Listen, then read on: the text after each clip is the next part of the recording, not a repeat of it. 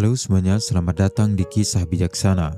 Kali ini kita akan menceritakan kisah tentang kerja cerdas yang sangat pas dengan orang yang tidak tahan bekerja terlalu keras atau pemalas.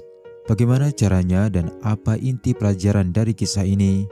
Mari kita simak sampai akhir agar bisa kita pahami dengan baik. Suatu ketika, di sebuah desa yang berada di dekat sebuah hutan subur yang luas, hiduplah seorang pria berusia 30 tahun bernama Roy. Ia hidup dengan Tuan John yang adalah ayahnya yang sudah berumur. Sebagai penduduk yang tinggal di tanah yang subur, mereka menggantungkan kehidupannya sebagai petani dan menghabiskan sebagian waktunya di ladang. Hal yang sebenarnya sangat disyukuri oleh sang ayah, sebab mereka tidak pernah sekalipun kekurangan makanan atau kebutuhan hidup. Namun tidak bagi Roy. Sebagai seorang pria yang masih tergolong muda, ia tidak merasa puas dengan kehidupan sederhana mereka. Ia ingin mendapatkan kendaraan mewah, rumah yang lebih bagus, hingga istri yang cantik. Beberapa minggu ini, Roy diam-diam mulai merencanakan hal yang cukup beresiko. Sebuah rencana yang sudah pasti tidak akan disetujui sang ayah, hingga ia pun melaksanakannya tanpa meminta restu. Malam hari setelah mempersiapkan segala yang ia butuhkan, Roy pun melancarkan aksinya. Setelah melakukan perjalanan 1 jam di malam hari itu, ia pun sampai di sebuah rumah mewah yang cukup megah, rumah orang terkaya di wilayah itu. Dari balik semak-semak, Roy mengintai situasi. Dengan rencana matang yang sudah ia susun selama berminggu-minggu, ia pun bisa menyelinap dan masuk ke dalam rumah mewah itu dengan mudah. Seketika ia melihat seseorang berlari keluar melalui jalur rahasia yang ia lalui. Namun beruntungnya orang itu tidak melihatnya sebab terhalang tembok. Tanpa pikir panjang, Roy pun melanjutkan aksinya, mencari lokasi ruangan tempat si orang kaya menyimpan hartanya. Namun sial, tiba-tiba seseorang dari dalam rumah berteriak bahwa satu peti emasnya telah dicuri. Para penjaga dikerahkan untuk menggeledah rumah dan mencari pelakunya. Mendengar teriakan yang mengancam nyawanya itu, Roy yang sudah berada di dalam rumah mewah itu sebagai orang asing tentu merasa sangat panik sekaligus bingung. Bagaimana mungkin emas itu sudah dicuri, padahal ia baru saja berhasil masuk ke dalam rumah mewah itu. Ia segera berlari keluar melalui jalur rahasia di mana ia masuk sebelumnya. Namun naas, seorang penjaga sudah berada di sana dan memanggil penjaga lainnya. Dengan sekuat tenaga, Roy menerobos, menabrak penjaga itu hingga ia berhasil lolos, tapi tidak dengan topeng yang ia pakai.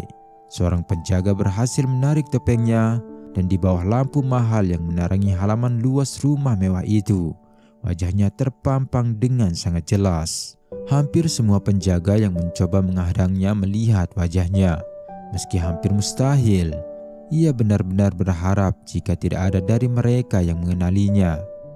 Setelah berhasil kembali ke rumah dengan selamat, Roy baru tersadar jika orang yang ia temui berlari keluar saat ia masuk ke rumah mewah melalui jalan rahasia itu mungkin adalah pelakunya. Dia yang telah mencuri peti emas si orang kaya. Keesokan harinya, polisi datang ke rumahnya dan menangkap Roy. Roy mencoba menceritakan kenyataannya bahwa ia memang berniat mencuri, tapi bukan dia pelaku yang telah mencuri peti berisi emas itu. Tapi tentu semua itu sia-sia.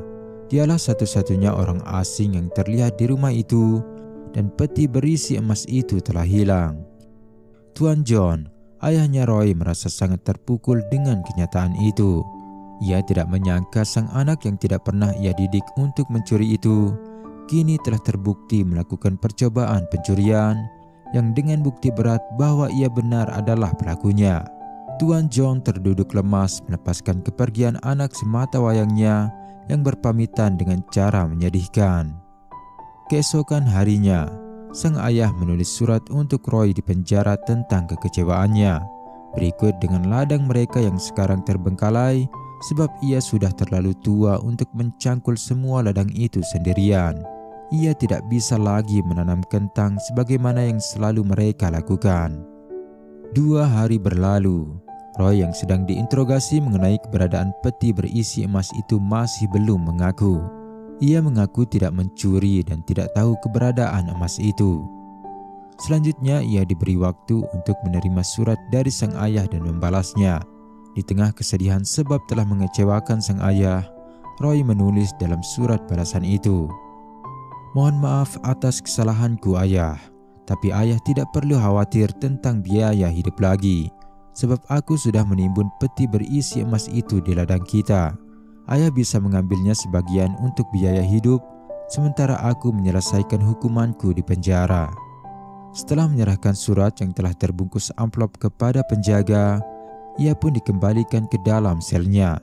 Dan ternyata seperti dugaan Roy, surat itu tidak langsung dikirim, melainkan dibuka dan dibaca terlebih dahulu oleh petugas kepolisian.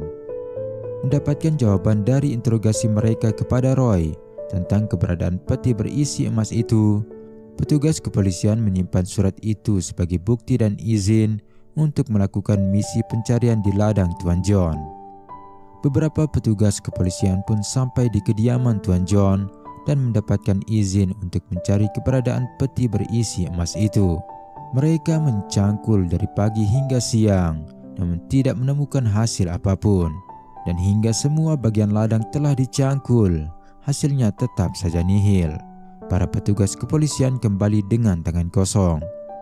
Keesokan paginya, sang ayah yang masih tidak percaya dengan pengakuan Roy dalam surat itu memutuskan untuk menemuinya di penjara. Setelah bertemu, Tuan John pun menanyakan maksud dari pengakuan Roy. "Ayah, aku saat ini sedang di penjara dan aku tidak bisa membantumu di ladang.